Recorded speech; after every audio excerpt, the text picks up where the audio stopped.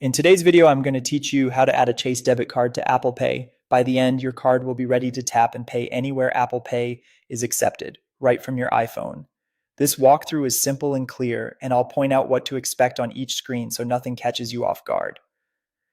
Start by opening the Chase mobile app and signing in. Use your usual login and make sure you have a good internet connection so the process doesn't stall mid-setup. Once you're in, head to your list of accounts and select the specific Chase debit card you want to add to Apple Pay.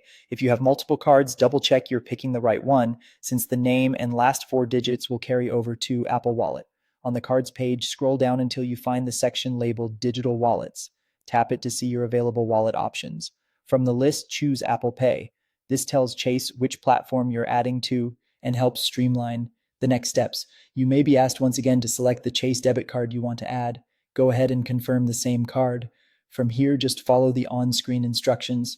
These prompts are tailored to your account, and they typically guide you through confirming details and preparing the card for Apple Wallet. You'll be redirected to the Apple Wallet app automatically. That's expected, and it's where the final setup happens. Take a moment to review the card details shown on the screen, things like your name and the last digits of the card. If anything looks off, back out and verify you selected the correct card in the Chase app. Next, complete any required verification. Apple Wallet and Chase may ask you to verify your identity, often by sending a code via text or email, or by asking you to confirm information you already have. Enter the code if prompted and continue. This step protects your account and is a normal part of adding a new card. When you're ready, tap continue and finish the setup. After a brief moment, you should see a confirmation that your Chase debit card has been added to Apple Pay.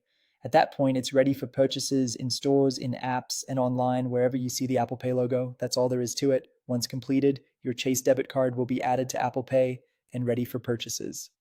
And that's it.